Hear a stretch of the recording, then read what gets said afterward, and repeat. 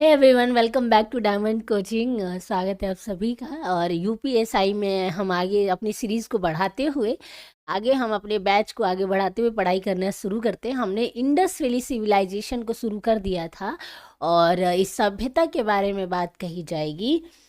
तो हमने इसके बाकी चीज़ों के बारे में, इसकी क्वालिटी क्या है,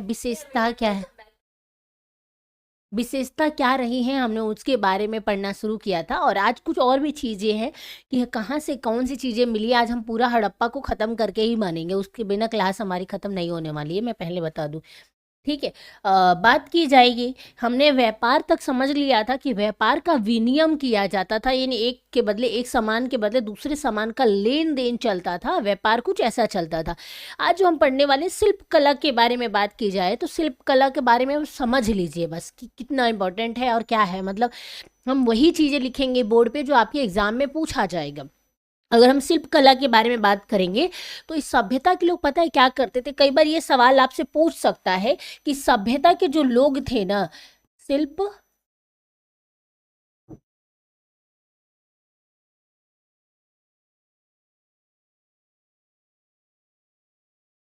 शिल्प कला, ठीक है, इस सभ्यता के बारे में ये चीज जो आपसे पूछेगा वो ये पूछ सकता है कि इस सभ्यता के जो लोग थे वो टीन या कांच कैसे बनाते थे। कांच के बारे में अगर आपसे पूछेगा कि क्या रेशियो रहता होगा, अनुपात क्या रहता होगा, तो इसके बारे में जो है आपको पता होना चाहिए, तभी जाके आप क्या कर पाएंगे, इसका आंसर कर पाएंगे।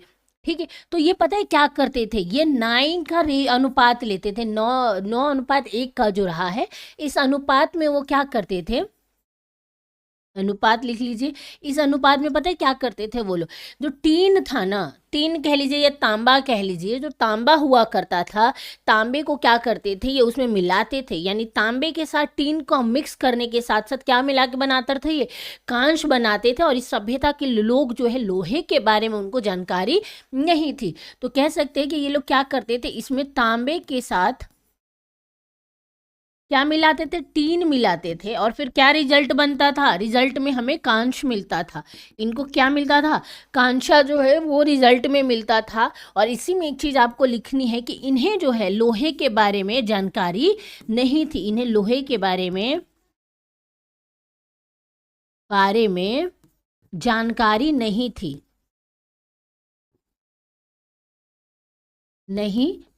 मतलब लोहे के बारे में नॉलेज की जब बात कही जाएगी तो इनको क्या थी, इनको लोहे के बारे में कोई भी जानकारी जो थी वो नहीं थी। किसके बारे में हम बात करें, हम इंडस वैली सिविलाइजेशन के जो शिल्प कला का देर एरिया था, हम उसके बारे में यहाँ पे बात कर रहे हैं। हमारा अगला जो हेडिंग होने वाला है वो ये होना चाहिए कि माप तोल क्या था। माप तोल जो है ना अपने आप में काफ़ी फेमस है और माप तोल से सवाल आते ही आते हैं अगर बात की जाएगी तो। माप तोल के बारे में जो है ये पूछ लेता है और ऐसे डायरेक्ट नहीं पूछेगा, आपको समझ में भी नहीं आएगा कि पूछता कैसे है। माप तोल, माप तोल जो है ना, इसके बारे में अगर बात की जाएगी कि माप तोल कैसा रहा है, तो ये क्या करते हैं ना कि 16 का जो होता है ना, कहते हैं ना 16 के जो अनुपात में आता है, उसी से क्या करते थे, ये माप तोल का अपना बना रखे थे। यानी हड़प्पा में क्या था, मानव कृति, मानव कृतिक जो था उसके माप तोल से लोग परिचित थे। और ये लोग क्या करते थे, तोल की इकाई में 16 के अनुपात में, यानी 16 हो गया, फिर उसके बाद 64 हो गया, 160 हो गया, 320 हो गया, ऐसे करके सीक्वेंस इनका चलता था। ठीक है। तो यहाँ पे जो आपको लिखना है वो क्या लिखना है कि 16 की इकाई लिखनी है। इकाई में क्या करते थे, ये माप तोल को बनाते थे। तोल लिख लीजिए, तोल थी। ठीक है। कैसे थी, नंबर अगर आपसे पूछेगा तो वो आपको याद रखना है, वो ये याद रखना है कि किस में थे ये, 60 में हो गया, 16 में हो गया, 60 में हो गया, 160 में हो गया, और 320 की इकाई में क्या थी, इनकी माप तोल की इकाई मानी जाती है। इंडस वैली सिविलाइजेशन के बारे में यहाँ पे हम बात कर रहे हैं। और एक सबसे अनोखी चीज़ और सबसे इम्पॉर्टेंट चीज़ और वो ये कि ये लोग क्या है, एक चीज़ और, यानी अब इनकी हम लिपि की यहाँ पे बात करने वाले हैं। किसके बारे में, लिपि के बारे में। अगला हेडिंग हो जाएगा हमारा लिपि। अगर लिपि के बारे में बात करेंगे तो इनकी लिपि कैसी, तो इनकी लिपि जो थी वो भाव चित्रात्मक लिपि थी। कैसी थी? भाव चित्रात्मक लिपि हुआ करती थी। तो यहाँ पे जो आपको लिखना है वो ये लिखना है भाव चित्रात्मक लिपि। भाव चित्रात्मक लिपि का मतलब है एक ऐसी लिपि।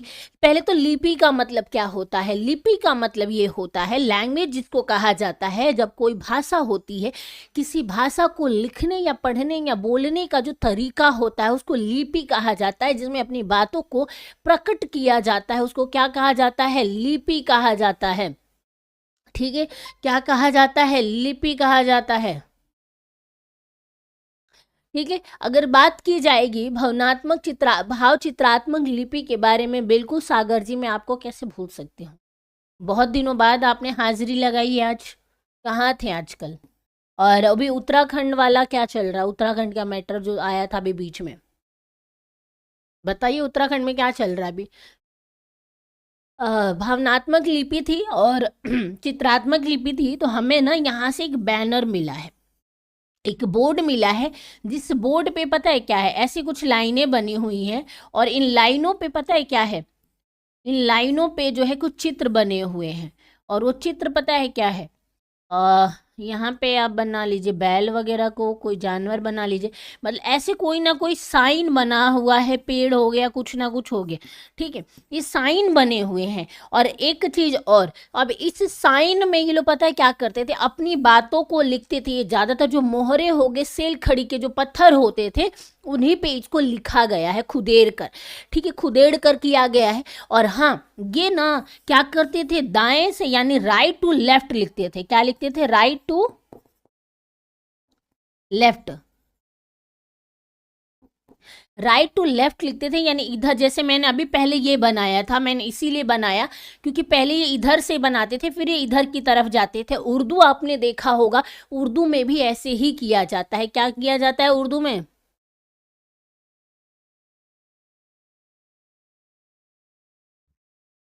अरे ओडीआई, मैं यहाँ मैच की बात नहीं कर रही थी, मैं उत्तराखंड की बात कर रही थी। बिल्कुल ठीक है, कोई 19 अक्टूबर से। हाँ, तो क्या ये राइट टू लेफ्ट लिखते थे? ये लैंग्वेज की हम यहाँ पे लिपि के बारे में बात कर रहे हैं। और सबसे ज़्यादा जो इम्पोर्टेंट चीज़ है वो ये है कि इनकी जो लिखावट थी उसमें सबसे ज़्यादा अगर कोई चीज़ थी तो मछली हुआ करती थी। क्या होती थी? मछली, यानी फिश की हम यहाँ पे बात करें, मछली का ये जो है ना सबसे ज़्यादा यूज़ करते थे लिखावट में। हम बात कर रहे हैं जो इनकी साइन लैंग्वेज थी, यानी जो ये लैंग्वेज थी, ये चित्रात्मक लिपि थी। इस लिपि में ये सबसे ज़्यादा, अगर कोई लिपि सबसे ज़्यादा बनाते थे तो वो कौन सी लिपि थी? वो थी मछली का चित्र, मछली का ये चिन्ह बनाते थे। ठीक है, क्या बनाते थे? मछली का चित्र बनाते थे। तो ये याद रखना है। इसके अलावा इस सिविलाइजेशन की एक देन है, और वो क्या देन है अगर उसके बारे में आपसे मैं बात करूं कि इनकी एक देन मानी जाती है, वो देन क्या है? स्वास्तिक की यहाँ पे मैं बात कर रही हूँ। स्वास्तिक के बारे में मैंने आपको पहले जब धार्मिक चीज के बारे में बताया था तभी मैंने बता दिया था कि स्वास्तिक जो है वो किसकी देन है? वो भी हड़प्पा सिविलाइजेशन की ही देन मानी जाती है। ठीक है, तो लिपि में ये चीज़ें जो है आपको याद रखना है। किस में लिखे जाते थे? इसके नमूने जो हमें मिले हैं वो सेल खड़ी के पत्थर पर जो है देखने को मिले हैं। ठीक है, याद रखिएगा। और इसमें एक चीज़ आपको नोट में वो ये लिखनी है कि आज तक क्या हुआ है, इसको पढ़ा नहीं गया है।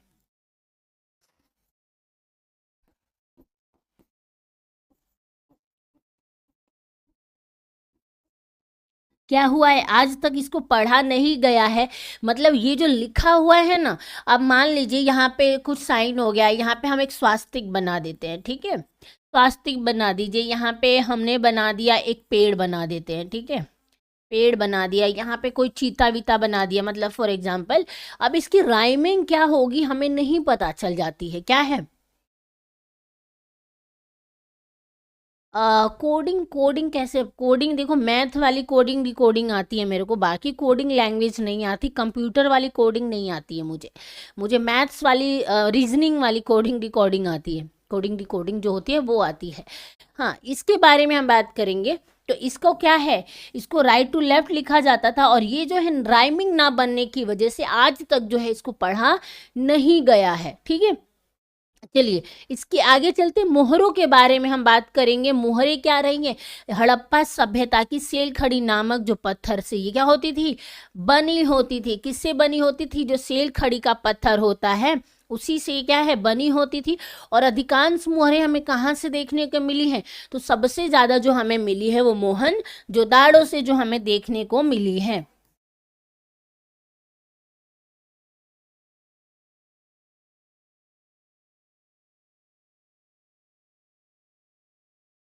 मोहरे के बारे में बात करेंगे तो ये किस पे बनी हुई थी, तो ये सेल खड़ी का जो पत्थर होता था ना, सेल खड़ी का पत्थर पर बनी होती थी, ज्यादातर सेल खड़ी के पत्थर पर बनी हुई होती थी। दूसरा जो आपको याद रखना है कि सबसे ज्यादा कहाँ से मिली है, सबसे ज्यादा कहाँ से मिली है ज्यादा, तो ये मिली है मोहनजोदाड़ो से, मोहनजोदड़ो से। कहाँ से मिली है, मोहनजोदड़ो से जो है ये मिली है। ठीक है, याद रखना मोहनजोदड़ो से हमें क्या है, इस पत्थर की सेल खड़ी की मुहरें जो है हमें सबसे ज्यादा मिली हैं।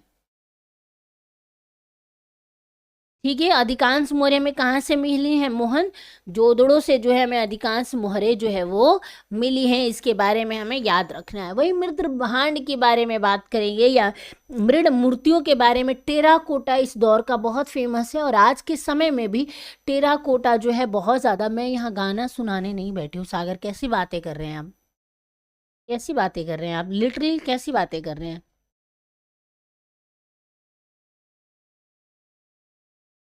यहाँ इंटरटेनमेंट शो थोड़ी चल रहा है कि आप जो बोलोगे कि गाना ही सुना दो, ये नहीं है तो ये सुना दो। पढ़ना है तो पढ़ लीजिए, नहीं पढ़ना है तो कोई बात नहीं। पर ये कोई मैनर्स नहीं है ना, यहाँ इंटरटेनमेंट तो नहीं चल रहा कि अरे ये वाला गाना बजा दीजिए, ये नहीं ये कर दीजिए, गलत बात है।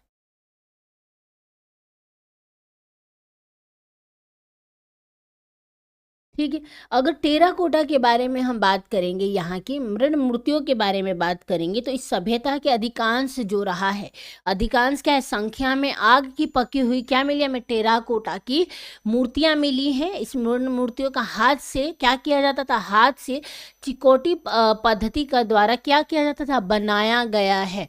ठीक है, इसके बारे में नहीं पूछता है, लेकिन बस इतना आपको याद रखना है, टेराकोटा का क्या किया जाता था, यहाँ पे इस्तेमाल किया जाता था। जो किससे बनाते थे, जो हाथ से बनाई जाती थी, एक तरह की पद्धति से इस्तेमाल करके, चिकनी पद्धति होती है हाथों के जरिए उससे। और दूसरी चीज़ ये किया जाता था कि उसमें कह सकते हैं कि वो पकी हुई होती थी, उनको पकाया जाता था। हमने क्या पढ़ा था, हमने ये पढ़ा था कि जो सड़कें बनाई गई थी वो कच्चे ईंटों से बनी थी। लेकिन यहाँ पे जब टेराकोटा की बात हो रही है, टेराकोटा एक प्रकार की मिट्टी होती है। मिट्टी मतलब चिकनी मिट्टी नहीं होती, वो ब्राउन कलर की होती है और बहुत अच्छी मिट्टी होती है। उसको क्या करोगे ना आप, उसका इस्तेमाल जब आप करोगे तो जो चाहो वो ढांचा आप बना सकते हो, जैसे चाहो वैसे बना सकते हो। और फिर उसको पकाया जाता है। आजकल टेराकोटा की इयरिंग्स वगैरह बहुत चलती हैं, बहुत फेमस है टेराकोटा की इयरिंग्स वगैरह। मैंने यूट्यूब पे ऐसे बहुत सारे देखे हैं। ठीक है, तो वो जो क्या है, टेराकोटा के लिए ये फेमस है। अगर बात की जाएगी इस सभ्यता से रिलेटेड, तो ये जो मेन मेन चीज़ें थी जो मैंने आपको बता दी है, अब हम पढ़ने वाले हैं कि इस सभ्यता से, अब मेन बात ये कि हड़प्पा से हमें क्या मिला है या बाकी जगहों से हमें क्या मिला है, जो किसके लिए हड़प्पा फेमस है, तो वो हम लिखेंगे। और एक चार्ट के जरिए मैं आपको ये बताऊंगी कि सिंधु सभ्यता के महत्वपूर्ण स्थल कौन कौन से रहे हैं, हम वो भी डिस्कस करेंगे। फिलहाल हमारा अगला हेडिंग जो होना चाहिए वो होना चाहिए हड़प्पा। हड़प्पा, क्योंकि हड़प्पा पहले नंबर पे इसलिए क्योंकि हड़प्पा को जो है क्या मिला था, हड़प्पा जो पहला स्थान था जहाँ से हमें मिला था। जब सिंधु घाटी की खोज हुई तो हड़प्पा वो पहला स्थान था जो हमें मिला था। इसीलिए हम पहले जो है हड़प्पा के बारे में पढ़ने वाले हैं। और हड़प्पा किस चीज़ के लिए फेमस है, अगर ये बात की जाएगी तो हड़प्पा से हमें पता है क्या मिला है, पीतल का एक क्या मिला है, गाड़ी मिला है। पीतल की क्या मिली है, पीतल की एक गाड़ी मिली है। जो इसके लिए हड़प्पा फेमस नहीं है, हड़प्पा जो फेमस है वो इसलिए फेमस है कि यहाँ से जो है हमें मिट्टी के बहुत सारे बर्तन मिले हैं। अगर हड़प्पा के बारे में बात की जाएगी तो कहा जाता है कि हड़प्पा से हमें क्या मिले हैं, बहुत सारे मिट्टी के बर्तन मिले हैं। और इसके अलावा बात की जाए कि गेहूं और जौ के दाने के प्रधान हमें क्या मिले हैं, दाने मिले हैं। तो ठीक है, सबसे ज़्यादा यहाँ से हमें क्या मिले हैं, मिट्टी के बर्तन मिले हैं। पहला आपको याद रखना है।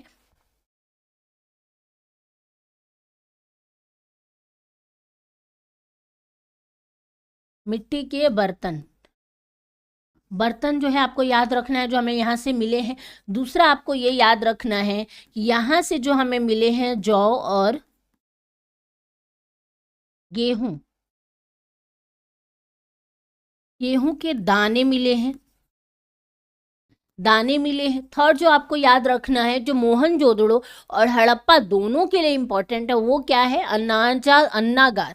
अन्नागार जो मिला है हमें, अन्नागार। अन्नागार क्या था, जहाँ पे हमें क्या किया जाता, जो अनाज था उसको स्टोर करके रखा जाता था, अन्नागार मिला है। ठीक है, हड़प्पा किस किस चीज़ के लिए फेमस है, हम उसके बारे में यहाँ पे बात कर रहे हैं। और हड़प्पा से हमें क्या मिला है, कहाँ कहाँ से मिली है, श्रमिकों के आवास भी यहाँ से मिले हैं, जो हमें ये बताते हैं और जिसके लिए बहुत ज़्यादा फेमस है।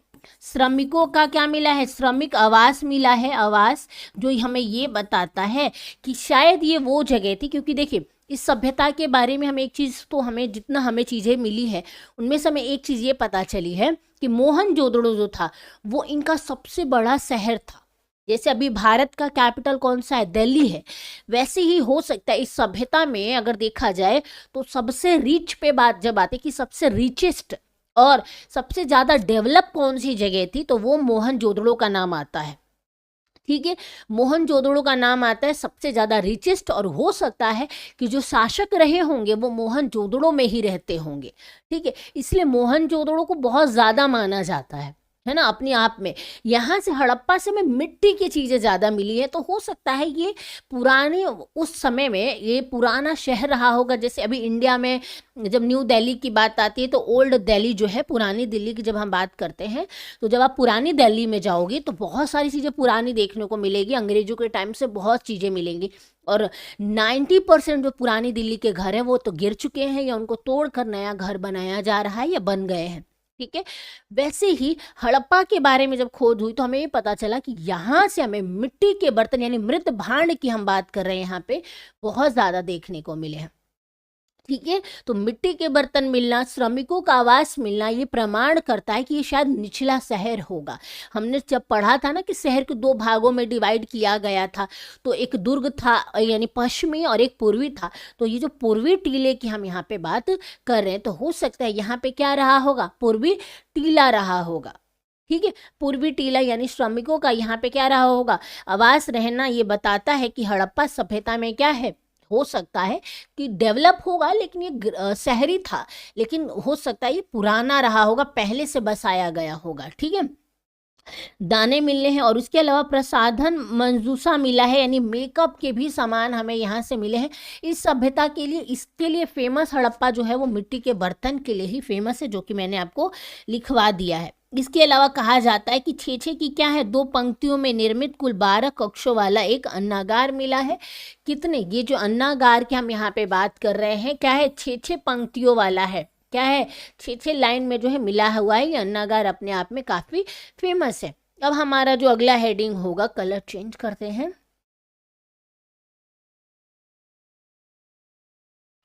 दूसरा हमारा जो होना चाहिए, मोहनजोदड़ो।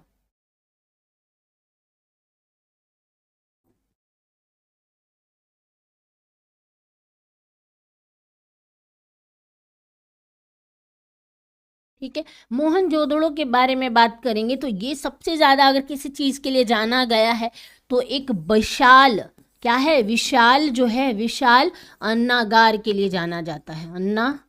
गार यानी विशाल स्टोर, एक बहुत बड़ा यहाँ पे स्टोरेज रूम का मिलना, लकड़ी का एक बड़ा सा स्टोरेज रूम का मिलना हमें ये बताता है कि यहाँ का डेवलपमेंट क्या रहा होगा। यहाँ पे जो शासक रहता होगा वो क्या करता होगा, यहाँ पे वो अपने अनाजों को स्टोर करता होगा उन बीते दिनों के लिए, वो आने वाले दिनों के लिए जो एक टाइम के बाद आएंगे, या बाढ़ सूखा उस समय के लिए क्या करेगा, ये यहाँ पे अनाज को जो है स्टोर करके रखते थे। और हाँ, एक और चीज़ याद रखिएगा, आपसे ये भी पूछ सकता है कि मोहनजोदड़ो का अर्थ क्या है।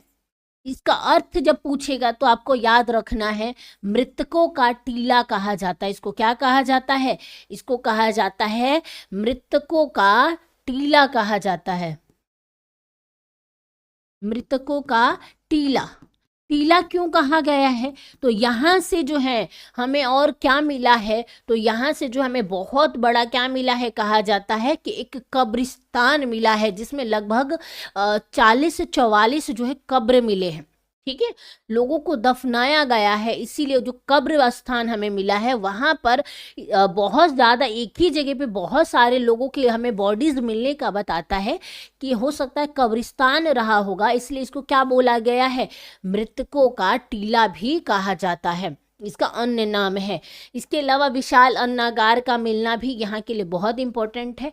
और हाँ, ये यहाँ की सबसे ऊंची इमारत थी, याद रखिएगा, सबसे ऊंची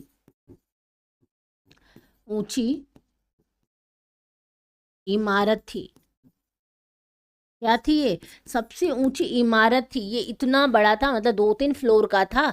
उस एरिया का सबसे ऊंचा इमारत की जब बात आएगी तो यही विशाल स्नानागार जो है आपको याद रखना है। इसके अलावा कांस्य की नृत्यका का भी हमें यहाँ से क्या मिले हैं? प्रमाण मिले हैं। किसकी नृत्यका की? हम यहाँ बात करें कांस्य की जो नृत्यका थी उसकी भी हमें यहाँ से क्या मिले हैं? प्रमाण मिले हैं, यानी उसकी मूर्ति जो हमें यहाँ से मिली है, तो वो भी हम लिख लेंगे। कांस्य की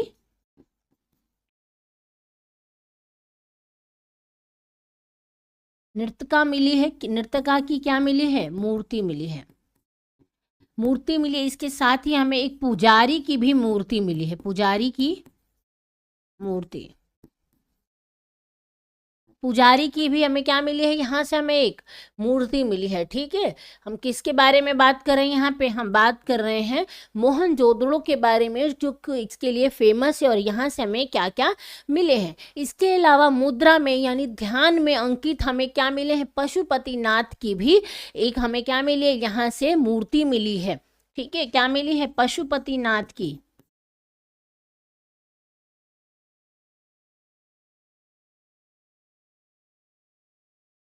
ध्यान में यानी मुद्रा की हम यहाँ पे बात कर रहे हैं, मुद्रा यानी करेंसी की नहीं, ध्यान में मग्न। ठीक है, क्या मिले हैं? पशुपतिनाथ की मूर्ति।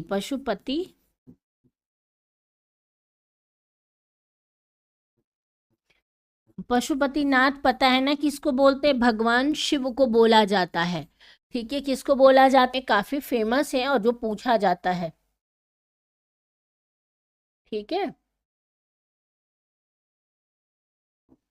अब बारी आती है लोथल के बारे में अगर बात करेंगे तो ये क्या है? लघु हड़प्पा तथा लघु मोहनजोदड़ो के नाम से इसको जाना जाता है। और क्या मिला है यहाँ पे?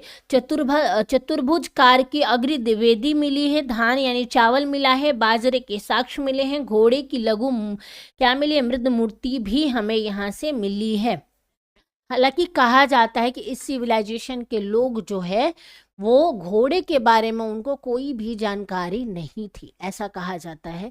लेकिन जो लोथल के बारे में कहा जाता है कि लोथल उस दौर का रहा शहर था जब सिविलाइजेशन होते हैं ना, अभी मान लीजिए कि समय चल रहा है, ठीक है, एक नए शहर का बसना या हो सकता है लोथल उनमें से गिना जाता है कि एक नया शहर रहा होगा।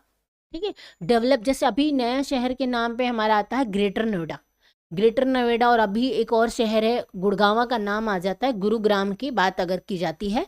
शहर तो पुराना रहा है लेकिन इनमें अभी जो नए डेवलप हो रहे हैं, जैसे आईटी हब की अगर आप बात करोगे तो आज की डेट में इंडिया का आईटी हब किसको माना जाता है? अगर इधर के एरिया में हम बात करें, जैसे हैदराबाद चेन्नई वगैरह की मैं बात नहीं कर रही हूँ, यहाँ पे मैं बात कर रही हूँ आईटी हब के रूप में। अगर आज की डेट में आप देखोगे तो गुड़गांव जो है वो बहुत ज़्यादा डेवलप है। अब गुड़गांव जाओगे तो आपको पता है क्या लगेगा कि आप किसी अन्य कंट्री में आ चुके हो, आपको ऐसा फील होगा कि आप किसी अन्य कंट्री में क्या है, आ चुके हो। यहाँ पे हम गुड़गांव की बात कर रहे हैं। वैसे ही क्योंकि गुड़गांव में भी बहुत सारी चीज़ें जो है वो वहाँ पे तो यहाँ पे दिल्ली में नहीं देखने को मिलेगी, वैसे ही लोथल जो था, नॉर्मल इस सभ्यता को लोगों के जो थे उनको घोड़े के बारे में कोई जानकारी नहीं थी। लेकिन यहाँ से घोड़े की मूर्ति का मिलना इस बात का प्रमाण है कि शायद समय के साथ साथ इनको भी थोड़ी बहुत जो है चीज़ों के बारे में क्या हो गई होगी, नॉलेज हो गई होगी। ठीक है। तो लोथल के बारे में जो हमें लिखना है, हमें वो लिखना है कि ये थोड़ा क्या था, थोड़ा लघु क्या था, हड़प्पा था, हड़प्पा जैसा था, और एवं लघु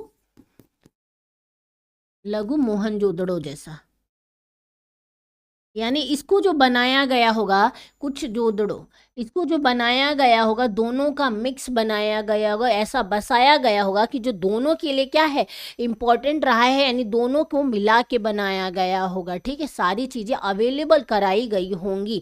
ठीक है, लोथल के बारे में अगर बात की जाएगी तो। इसके अलावा यहाँ पे हमें क्या मिले हैं, धान के मिले हैं, अवशेष मिले हैं। क्या मिले हैं, धान पता है ना, चावल को कहा जाता है चावल।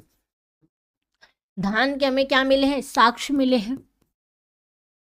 धान के हमें क्या मिले हैं, यहाँ से साक्ष्य मिले हैं। उसके अलावा अगर बात की जाएगी तो यहाँ पे घोड़े की लघु मृण मूर्ति का हमें यहाँ पे विशाल संरचना मिली है। ठीक है, घोड़े की मृण मूर्ति,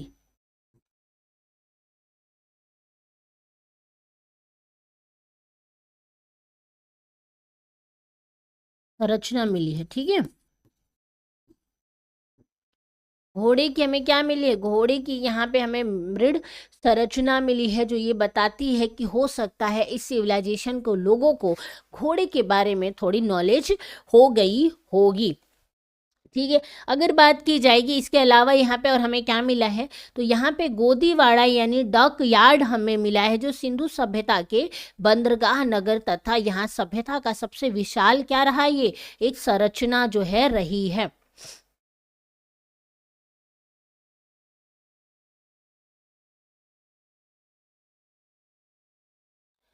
की मूर्ति मिली है, इतना याद रखिएगा। इसके अलावा बंदरगाह मिलना, यानी ये बताता है,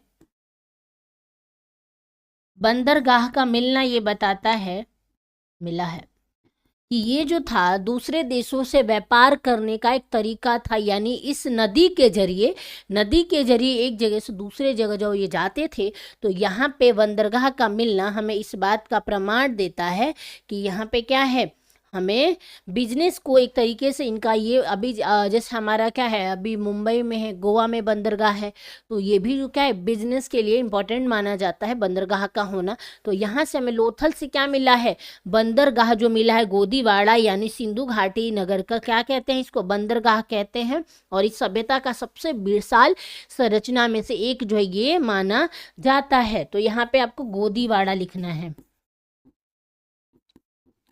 ठीक है, गोदीवाड़ा, या इसका ये तो याद ही रखना है, लोथल मेन इसी के लिए फेमस है, किसके लिए, तो अपने बंदरगाह के लिए जो है लोथल काफ़ी फेमस है, वो आपको याद रखना है।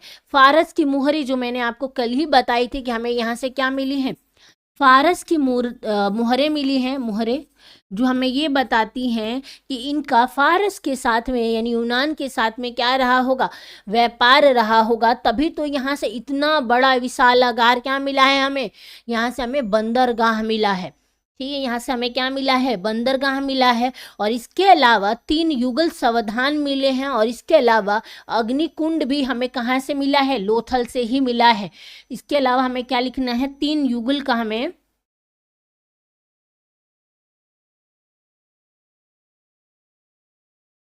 3 युगल का हमें क्या मिला है, यानी 3 लोगों का एक साथ हमें क्या मिले हैं, दफनाए जाने के हमें यहाँ से क्या मिले हैं, प्रमाण मिले हैं।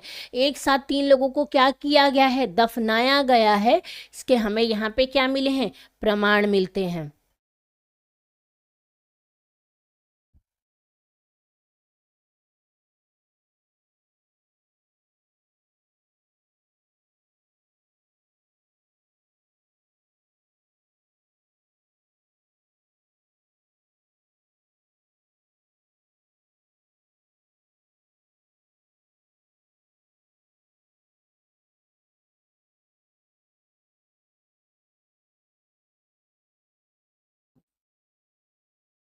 सावधान मिले हैं, अग्निकुंड मिला है।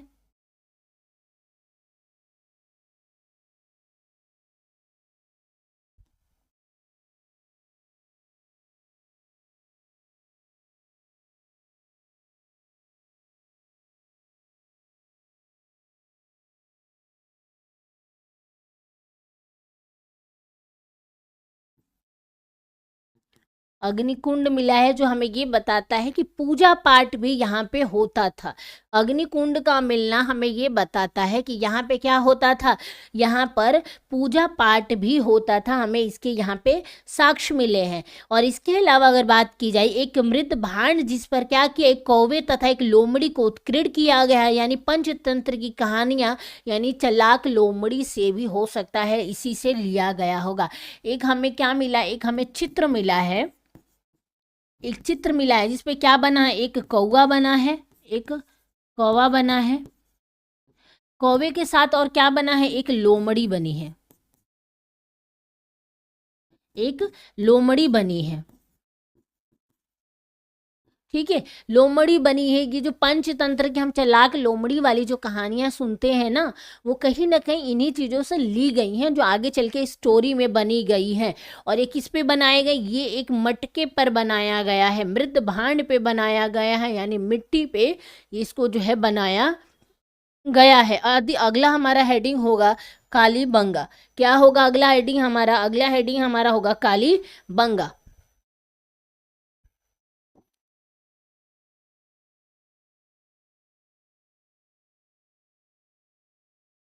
कालीबंगा, ठीक है। कालीबंगा किस चीज़ के लिए फेमस है, अगर इसके बारे में बात करेंगे कि कालीबंगा को किस नाम से जाना जाता है या किस चीज़ के लिए ये फेमस है, तो आपको पता है काली चूड़ियों के लिए कालीबंगा को जाना जाता है। स्पेशली काली चूड़ियों के लिए किसको जाना जाता है, कालीबंगा को जाना जाता है। काली चूड़ियाँ, काली चूड़ियाँ जो होती है ना, वो कहाँ पे मिली है हमें इनके प्रमाण, हमें इनके प्रमाण मिले हैं कालीबंगा से। इसके साथ ही खेती के प्रमाण भी हमें मिले हैं, जूते हुए जो खेत थे, जूते हुए खेत मिले हैं।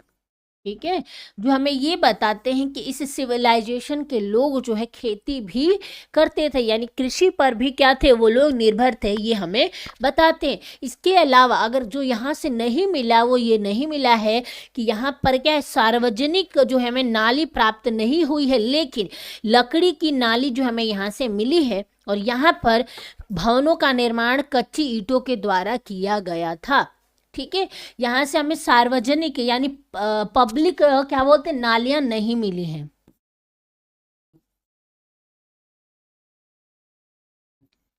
नाली जो है नहीं मिली है। यानी ये कह सकते हैं कि यहाँ पे जो शासक रहा होगा, कालीबंगा जो रही होगी, कह सकते हैं कि ये जो है उस एरिया में पिछड़ा वर्ग रह गया होगा, पिछड़ी सिटी रही होगी, जहाँ तक सरकार की पहुँच नहीं गई होगी, वो शासन ने वहाँ तक चीज़ें नहीं देखा होगा, जिस वजह से क्या है, इन्होंने यहाँ पे डेवलपमेंट नहीं किया होगा। बिल्कुल जी, राधे राधे आपको भी। डेवलप नहीं किया होगा, तो इसीलिए यहाँ पर हमें लकड़ी की तो नालियाँ मिली है, लकड़ी की क्या मिली है, लकड़ी की नाली मिली है, लेकिन कोई भी हमें यहाँ से क्या है, सार्वजनिक यानी सरकार के द्वारा बनाई गई नालियाँ नहीं मिली हैं। और नालियाँ ना मिलना भी इस बात का प्रमाण है कि हो ना हो यहाँ पे, और क्या है, सरकार के द्वारा जो सड़कें भी बनाई गई थी वो भी नहीं थी, गवर्नमेंट के द्वारा सड़कें भी यहाँ पे नहीं बनाई गई थी। यहाँ पे जो शासक रहा होगा, यहाँ पे जो सरदार रहा होगा, वो भी यहाँ पे हो सकता है वो यहाँ तक उसकी पहुँच नहीं गई होगी। ठीक है, इसके अलावा अगर बात की जाएगी, लकड़ी की क्या मिली हमें, नालियाँ मिली है, सार्वजनिक जो हमें यहाँ पे नहीं मिली है, याद रखना है। और हाँ, यहाँ पे जो भवनों का निर्माण हुआ था, भवनों का निर्माण यानी यहाँ पे हम घरों के बारे में बात कर रहे हैं। जो यहाँ घर थे वो किसके थे, कच्चे ईंट के थे, कच्चे ईंट के थे। ठीक है, थे, यानी जो घर था वो पक्की ईंटों का यहाँ पे नहीं बनाया गया था, या फिर ये कह सकते हैं कि पत्थर को भी तोड़ के इन लोगों ने नहीं बनाया था, मिट्टी का घर, इन शॉर्ट में कह लीजिए कि यहाँ पे हमें उसके क्या मिले हैं, प्रमाण मिले हैं। अगला हमारा हेडिंग होगा बनावली। क्या होगा, बनावली। यहाँ तक चीजें आपको समझ में आ गई, ये बताइए।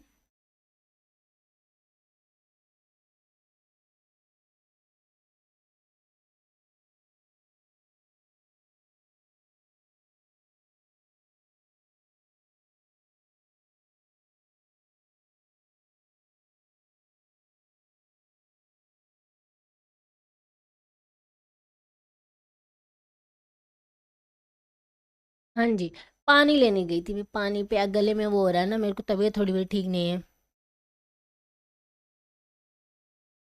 हाँ, बिल्कुल आप यहाँ से कर सकते हो। ये जो मैं अभी पढ़ा रही हूँ, ये यूपीएसआई के लिए है। यूपी कांस्टेबल का अभी कहाँ फॉर्म आया है? अभी तो वो गया है, अभी तो यूपीएसआई का फॉर्म आया है, और अब जब तक चुनाव नहीं हो जाता, इसके अलावा मुझे नहीं लगता गवर्नमेंट कोई नई वैकेंसी लेके आने वाली है। तो अगर आप यूपीएसआई अगर आपने भरा है, तो ये यूपीएसआई ही स्पेशल हम पढ़ रहे हैं, क्योंकि यूपी वाले जो है ना, वो सिर्फ यूपी स्पेशल नहीं पूछते। Thank you. वो क्या पूछते हैं, वो सब पूछ लेते हैं। जैसे वर्ल्ड जियोग्राफी भर भर के देते हैं, तो आप सिर्फ यूपी में नहीं जा सकते, सारी चीज़ें आपको पढ़नी पड़ेंगी।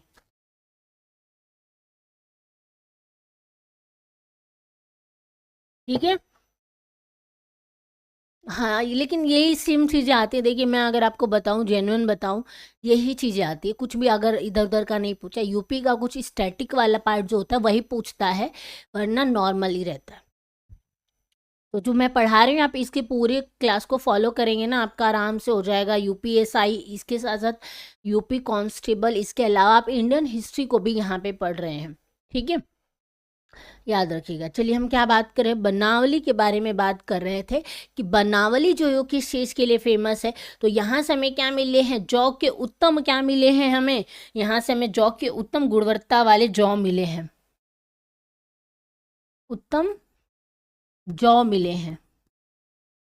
क्या मिले हमें यहाँ पे, उत्तम जौ मिले हैं। इतना समझने के लिए मैं इतना ही लिखूंगी, क्योंकि बहुत ज़्यादा लिखने का मतलब है कि टाइम का ज़्यादा लगना। ठीक है, उत्तम किस्म के यहाँ पे जौ के क्या मिले हैं, खेती के हमें साक्ष्य मिले हैं, याद हैं, यहाँ पे याद रखिए।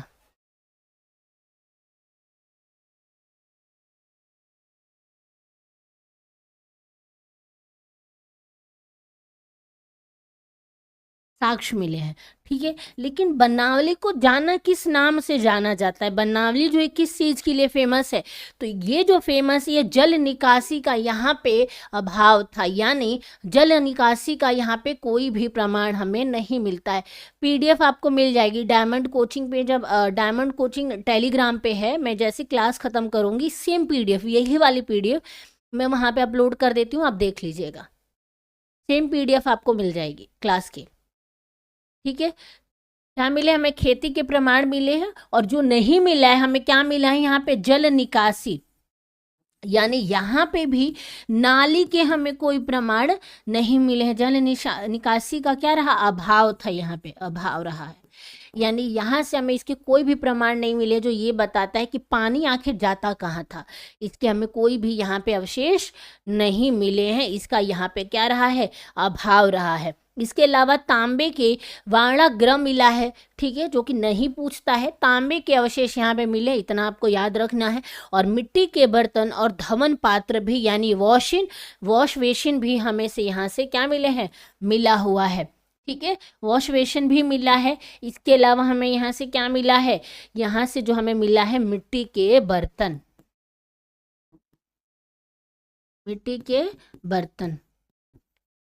हालांकि देखो, ये चीज़ें हमें लिखने की नीड नहीं थी। अगर पूछेगा ना कि सबसे ज़्यादा क्या इम्पोर्टेंट है, अगर उसके बारे में बात करेंगे, तो वो जो कहा जाता है कि चौहुंदड़ो वगैरह जो है, अगर आप चौहुंदड़ो के बारे में आप जब पढ़ोगे, तो कहा जाता है कि वो क्या था, चौहुंदड़ो के बारे में अगर हम बात करेंगे, तो वो एक प्रकार से इनका कारखाना था। क्या था वो, एक प्रकार का इनका कारखाना था, यानी औद्योगिक एरिया जो है वो चौंदड़ों को माना जाता है। लेकिन अगर एक एक चीज़ के लिए जो जगह थी, ये अपने आप में काफ़ी फेमस रही है। ठीक है, चौहुंदड़ो लिख लीजिए यहाँ पे, चौहुंदड़ो। ठीक है, चौहुंदड़ो के बारे में अगर बात करेंगे, चौहुंदड़ो किस चीज़ के लिए, इसको औद्योगिक क्षेत्र माना जाता था, क्षेत्र माना जाता था। ठीक है, यानी यहाँ पर कह सकते कि कारखाने वगैरह हुआ करते थे।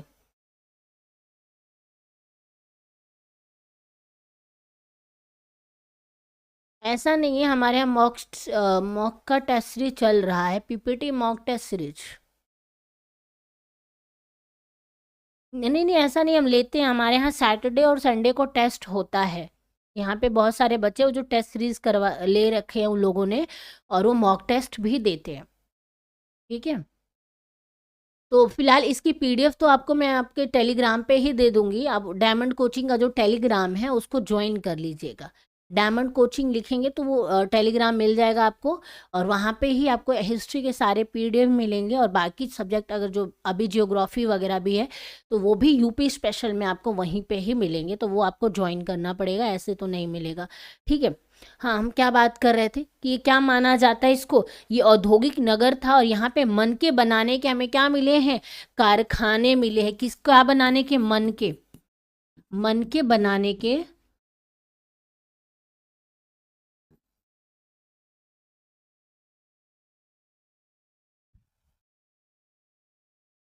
कारखाने, बनाने के हमें क्या मिले हैं, बनाने के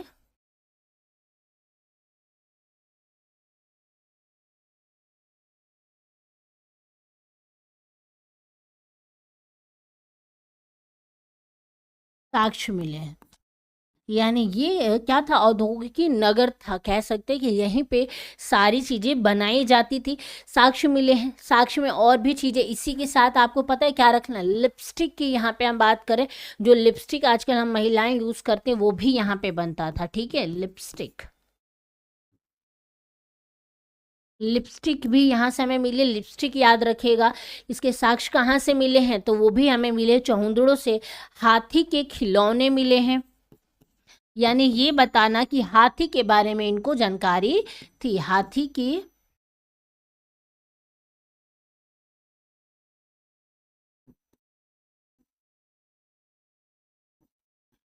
हमें यहाँ से क्या मिले हैं, खिलौने मिले हैं। इसके अलावा अगर बात की जाएगी, पीतल की क्या मिली है, इक्का गाड़ी मिली है। पीतल की इक्का गाड़ी हमें कहाँ से मिली है, पीतल की इक्का गाड़ी, पता है ना क्या होती है, इक्का गाड़ी होती है। वो गाड़ी होती है ऐसी कुछ, मतलब यहाँ से ऐसी सीधी होगी, और यहाँ से मतलब पकड़ के चलाया जाता है, यहाँ से चौड़ी होती है, कुछ यूँ होती है वो, यूँ होती है, यहाँ टायर लगे होते हैं, मतलब, और यहाँ पे बैठने वाला होता है और ऐसे खींच के चलाया जाता है। इसको एक्का गाड़ी कहते हैं। आजकल तो शायद रेयर देखने को मिलती है, मेरी बुआ के गांव में तो अभी भी देखने को मिल जाती है। ठीक है, तो इक्का गाड़ी के लिए क्या था, यहाँ पे हमें इक्का गाड़ी मिली है, लिपस्टिक मिली है, हाथी के खिलौने मिले हैं। इसके अलावा मन के बनाने के कारखाने भी कहाँ देखने को मिले हैं हमें, चौहुंदड़ों से ही ये भी हमें देखने को मिले हैं। यहाँ से किसी भी प्रकार के दुर्ग के हमें साक्ष्य नहीं मिले हैं, यानी ये कॉमन पीपल्स लोगों का क्या हो सकता है, एरिया हो सकती है। यहाँ पे हमें दुर्ग का कोई भी साक्ष्य नहीं मिला है, दुर्ग का कोई भी क्या नहीं मिला है, कोई भी साक्ष्य नहीं मिला है, याद रखिएगा।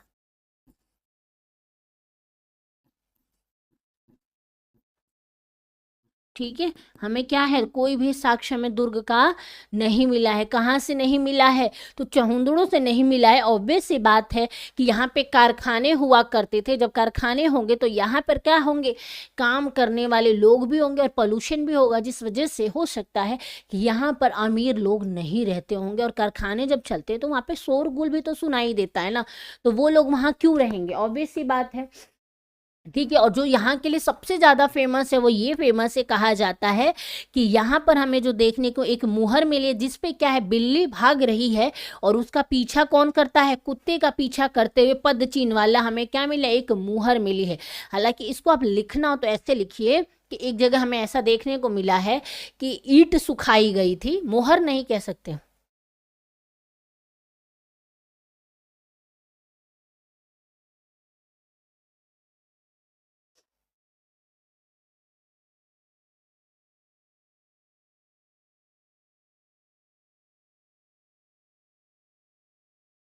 क्या हो रहा है इसको,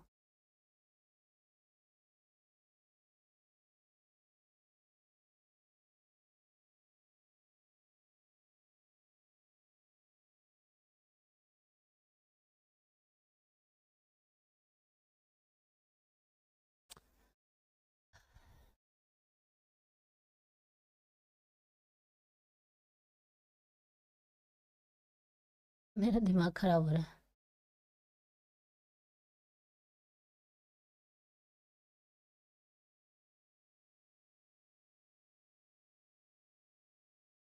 ठीक है। यहाँ पे हमें क्या मिला है, हमें ये मिला है कि ईंट जो है वो सुखाए गए थे और उस ईंट पर जो है भागती हुई बिल्ली की क्या मिली है, हमें बिल्ली की पद चिन्ह मिली है। तो यहाँ पे आपको लिखना है कि एक बिल्ली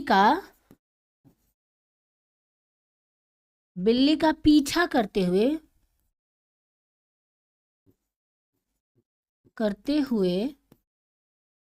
कुत्ते का पद चिन्ह मिला है।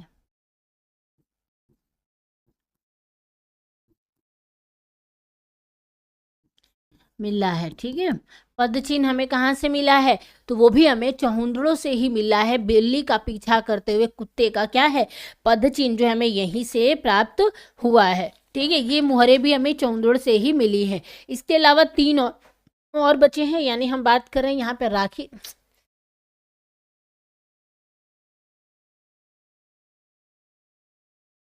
अगला हमारा जो है नहीं होगा वो राखी गढ़ी होगा। ठीक है, क्या होगा, राखी गढ़ी।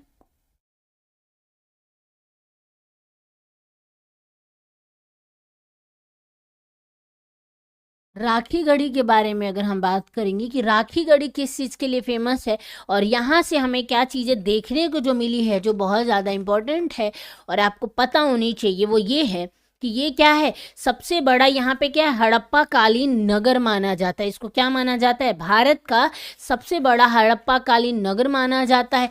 और इसकी खुदाई कब हुई थी, 1969 में हुई थी। कब हुई थी, 1969 में क्या हुई थी, इसकी खुदाई हुई थी। 1969 में इसकी खुदाई हुई थी। और इसको क्या माना जाता है, ये जो थी इसे हड़प्पा कालीन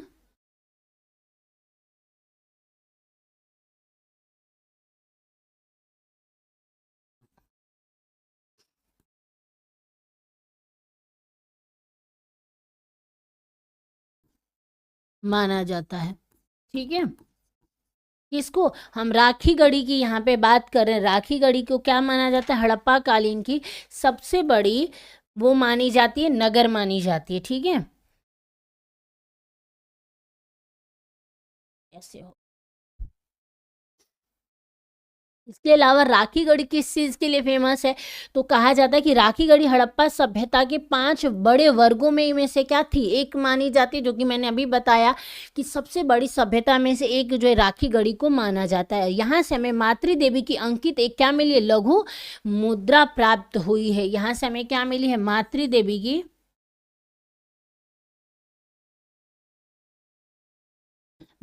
देवी की लघु यानी छोटी लघु मुद्रा, मुद्रा क्या हुई है, मुद्रा मूर्ति प्राप्त हुई है।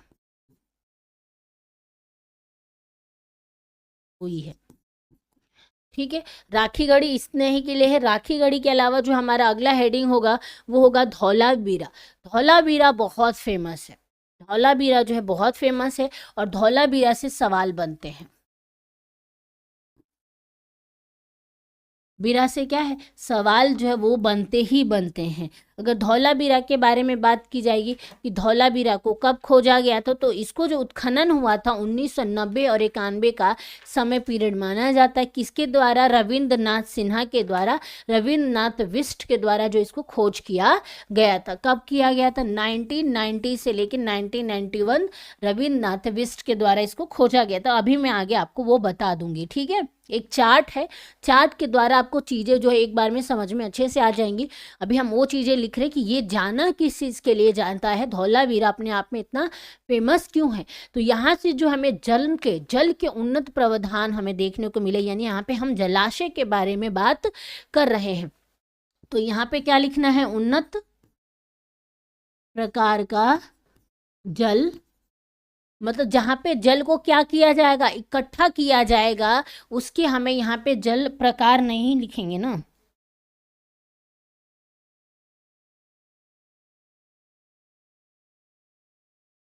प्रावधान के हमें क्या मिले हैं, प्रावधान का साक्ष्य मिला है। इसके अलावा हमें क्या मिला है, यहाँ पे लिखना है कृत्रिम जलाशय।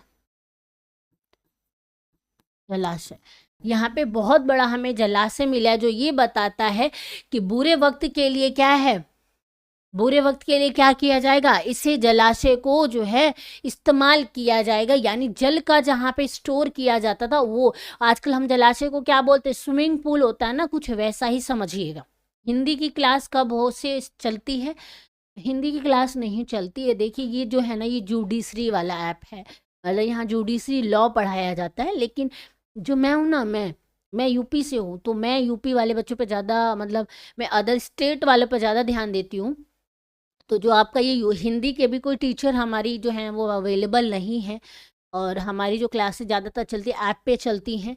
ठीक है, तो ये क्या है, अभी आपकी हिंदी की क्लास स्टार्ट नहीं हुई है, और इसीलिए सिर्फ हिस्ट्री और जियोग्राफी जो है वो यूपी स्पेशल में आपको मिलेगा पढ़ने को मिलेगा। ठीक है, चलिए बात की जाएगी आगे हड़प्पा धौलावीरा में, और हमें क्या मिला है यहाँ से, तो यहाँ से हमें खेल के स्टेडियम के सूचना पट के साक्ष्य भी हमें यहाँ पे मिले हैं, यानी यहाँ पे हमें क्या मिला है, स्टेडियम मिलना, स्टेडियम स्टेडियम मिला है, और स्टेडियम में और क्या मिला हमें, हमें यहाँ पे जो क्या मिला है, साइन बोर्ड मिला है, साइन बोर्ड जो है मिला है। साइन बोर्ड मैंने आपको बताया था ना, कैसा साइन बोर्ड मिला है हमें यहाँ से, जिसमें हमें कुछ सूचनाएं लिखी गई हैं, हो सकता है उस गेम के बारे में जो है हमें बताया गया है, उसी से रिलेटेड इस साइन बोर्ड पे चीज़ें लिखी गई हैं जिसको हम आज तक पढ़ नहीं पाए हैं। वो साइन बोर्ड हमें कहाँ से मिला है, धौलावीरा से जो हमें मिला है। इसके अलावा यूनेस्को ने क्या किया, गुजरात में स्थित धौलावीरा को वर्ष 2021 में भारत के 40वें विधि में क्या किया था, विश्व में इसने धरोहर में इसको शामिल कर लिया था। किसको, धौलावीरा को कब शामिल किया गया था यूनेस्को में 2021 में शामिल कर लिया गया था। ठीक है, इसको विश्व का 40वें धरोहर के रूप में इसको शामिल किया गया, याद रखना है। अगला हमारा होगा रोपण, ये यहाँ पे याद रखिएगा।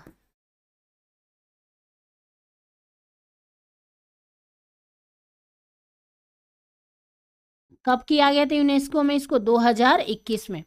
कौन सा नंबर, 40वां नंबर पे। ठीक है, अब हमारा अगला जो हेडिंग होगा वो रोपण होगा।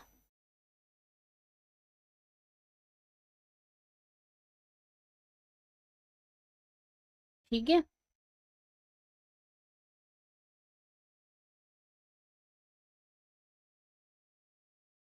अगला हमारा जो हेडिंग है वो रोपण है। रोपण के बारे में बात की जाएगी कि रोपण क्या है, तो स्वतंत्र भारत में खोजा गया उत्खनित प्रथम स्थल रोपण और दूसरा स्थल कालीबंगा है, यानी आज़ाद भारत में जिसकी खोज हुई थी वो कौन सा था, वो रोपण को माना जाता है। किसको माना जाता है, रोपण को माना जाता है, जिसकी खोज कब हुई थी, अगर बात की जाएगी तो 1953 में जो है इसकी खोज की गई थी। कब की गई थी, 1953 में जो है इसकी खोज की गई थी, यानी आज़ाद भारत के ये दो है जो है माने जाते हैं। धौलावीरा भी आज़ाद भारत में आ जाता है, इसके अलावा कालीबंगा भी जो है वो भी आज़ाद भारत में ही खोजी गई स्थल मानी जाते हैं, यानी 1953 के यहाँ पे हम बात कर रहे हैं। रोपण के बारे में बात करेंगे कि इसके बारे में यहाँ से हमें क्या मिला है, तो यहाँ से मानव के कब्र के साथ कुत्ते के सावधान के भी प्रमाण हमें यहाँ पे देखने को मिले हैं, जिसके लिए ये फेमस है। कब्र मिला है, कब्र में क्या मिला है कि एक मानव के साथ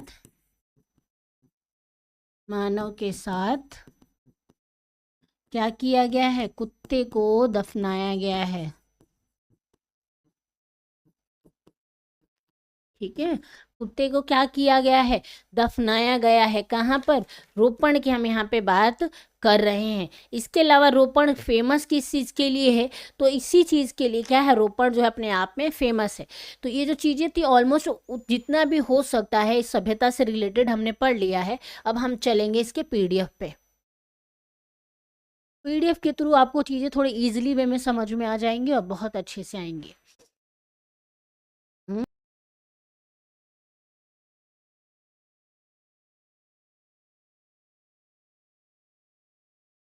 ठीक है, ये आपको दिख रही हैं। देखिए मैंने अभी आपको समय के बारे में इसलिए नहीं बताया था, क्यों नहीं बताया था, क्योंकि जो है हड़प्पा का, क्योंकि यहाँ मैंने ऑलरेडी एक चार्ट रखा हुआ है। ठीक है, और वर्तमान में कौन सा स्थान कहाँ पे पड़ता है, अगर उसके बारे में बात करेंगे। देखिए हड़प्पा को कब खोजा गया था, तो साल 1921 में हड़प्पा को खोजा गया था। किसके द्वारा, सर दयाराम साहनी के द्वारा, जिनका पूरा नाम क्या था, राम बहादुर राय बहादुर दयाराम साहनी जो थे, इनका पूरा नाम था। पंजाब कहाँ पे स्थित है अभी, ये जो है पंजाब में स्थित है, पाकिस्तान पंजाब में स्थित है। नदी कौन सी थी, तो रावी नदी के तट पर जो है ये खोजा गया था। और यहाँ से हमें सबसे बड़ा क्या मिला है, श्रमिकों का आवास मिला भी है। कहाँ से मिला है, हड़प्पा सभ्यता में हमें हड़प्पा से मिला है। मोहनजोदड़ो के बारे में बात करेंगे तो इसमें कब खोजा गया था, साल 1922 में, ठीक इसके एक साल बाद राखल दास बनर्जी ने खोजा था। सिंधु और पाकिस्तान में स्थित है, सिंधु नदी के तट पर बसा हुआ है। और स्नानागार, इसके अलावा अन्नागार भी यहाँ का बहुत फेमस है। अन्नागार, अन्नागार आपको याद रखना है। लोथल 1957 में खोजा गया था आजाद भारत में, ठीक है। SR राव ने क्या किया था, इसकी खोज की थी। और ये कहाँ पे है, अहमदाबाद गुजरात में पड़ता है, जहाँ पर हमें सबसे बड़ा क्या मिला है, विशाल हमें बंदरगाह मिला है, ठीक है। और नदी कौन सी थी, भोगवा नदी है। गोदीवाड़ा यानी बड़ा सा हमें बंदरगाह यहाँ पे देखने को मिला है। चौहुंदड़ो 1931 यानी अंग्रेजों के दौर में किसने खोजा था, NG मजूमदार ने खोजा था। और ये कहाँ पर है, सिंधु नदी के तट पर बसा हुआ था, जो वर्तमान में सिंध यानी पाकिस्तान में पड़ता है। सिंधु नदी हो गया। और ये क्या है, कौन सी संस्कृति हमें यहाँ से मिली है, झुक्कर और झागर संस्कृति के बारे में भी हमें कहाँ से पता चला है, तो वो भी हमें पता चला है चौहुंदड़ों से ही हमें इसके बारे में जो जानकारी प्राप्त हुई है, ठीक है। अगला हमारा है रोपड़। रोपड़ का क्या है, 1953 में खोजा गया था। किसने किया था, ज्ञान दत्त शर्मा जी ने क्या की थी, इसकी खोज की थी। और कहाँ पर, पंजाब भारत में। यानी ये अभी तक जितने हमने पढ़े ये ज्यादातर पाकिस्तान के थे, एक यहाँ पे भारत में रहा है। और ये भारत में क्या है, यहाँ पे हम बात कर रहे हैं रोपड़ की, जो 1953 में खोजा गया था ज्ञात दत्त शर्मा जी के द्वारा। और ये कौन सी नदी के तट पर है, तो ये जो है सतलज नदी के तट पर है। और मानव के साथ कुत्ते को दफनाने के साक्ष्य में कहाँ से मिले हैं, हमें रोपड़ से मिले हैं। और इसके अलावा और कहाँ से मिले हैं, ब्रुज होम से मिले, जो कहाँ पड़ता है, कश्मीर में पड़ता है। वो किस काल का है, वो नौपाषाण काल का है, ठीक है। इसके अलावा अगर बात की जाएगी तो कालीबंगा कहाँ पे है, कालीबंगा 1953 में खोजा गया था, अमलानंद घोष ने खोज की थी। और ये कहाँ पे है, राजस्थान हनुमानगढ़ में पड़ता है, ठीक है, घग्गर नदी के तट पर। और काली चूड़ियों के लिए कौन सा फेमस है, कालीबंगा जो है काली चूड़ियों के लिए जो है फेमस मानी जाती है। इसके अलावा आलमगीरपुर उत्तर प्रदेश में पड़ता है, 1953 में खोजा गया था अज्ञात शर्मा जी के द्वारा। इन्हीं के द्वारा एक और क्या खोजा गया था, तो ये खोजा गया था रोपड़ की, यहाँ पे हम बात कर रहे हैं। एंड चेंज कर लेते हैं ना, 2 कलर हो गया, ठीक है। तो ये कहाँ है, उत्तर प्रदेश यानी मेरठ की हम बात कर रहे हैं, हिंडन नदी के तट पर बसा हुआ था। और यहाँ से हमें क्या मिले हैं, इसके कोई प्रमाण हमें यहाँ पे लिखित नहीं दिख रहे हैं। राखीगढ़ी, ठीक है, ये 1969 में खोजा गया था। कहाँ, इसका क्या है, उत्खनन किसने किया था, रकीफ मुगल ने किया था और सूरज भान ने किया था। हिसार हरियाणा में पड़ता है, या राखीगढ़ी घग्गर नदी के तट पर। और भारत का सबसे बड़ा हड़प्पा कालीन शहर माना जाता है, यानी नगर इसको माना जाता है। किसको, तो हम यहाँ पे बात कर रहे हैं, हम यहाँ पे बात कर रहे हैं राखीगढ़ी की। बनावली 1973 यानी 1973 में रविंद्र सिंह बिष्ट जी ने खोज की थी। और फतेहाबाद हरियाणा में पड़ता है, रंगोई नदी के तट पर। और जल निकासी का यहाँ पे हमें कोई भी प्रमाण नहीं मिले हैं। धौलावीरा 1990-91 में खोजा गया था, रविंद्र सिंह बिष्ट जी द्वारा, इन्हीं के द्वारा ये भी खोजा गया था। और ये कहाँ पे है, तो ये कच्छ गुजरात में पड़ता है। नदी नहीं, नदी जो है यही वाली रंगोई नदी जो यहाँ से मिली है। और खेल का स्टेडियम और साइन बोर्ड मिला है, जो यहाँ के चिभाव चित्रात्मक जो शैली लिपि है उसके बारे में हमें ये बताता है। इसी साइन बोर्ड से जो है हमें बहुत सारी चीजों के बारे में क्या है, जानकारी हुई है, ठीक है। अब कुछ हम यहाँ के पदार्थों के बारे में बात करेंगे, खनिजों के बारे में बात करेंगे। कुछ हमें यहाँ से क्या मिले हैं, खनिज मिले हैं, जो आपको अच्छे से स्क्रीन पे जो है दिख रहे होंगे, ठीक है। अब बात करने वाले हैं हम,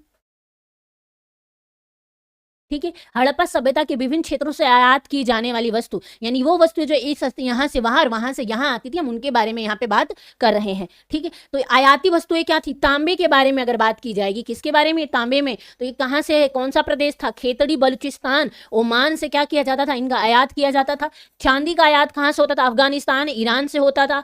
सोना का आयात होता था कर्नाटक अफगानिस्तान ईरान से, वहां पे होता था उनके यहाँ। और टीन जो है अगर इसके बारे में बात करेंगे तो प्रदेश कौन सा था, तो अफगानिस्तान था, ईरान का नाम याद रखना है।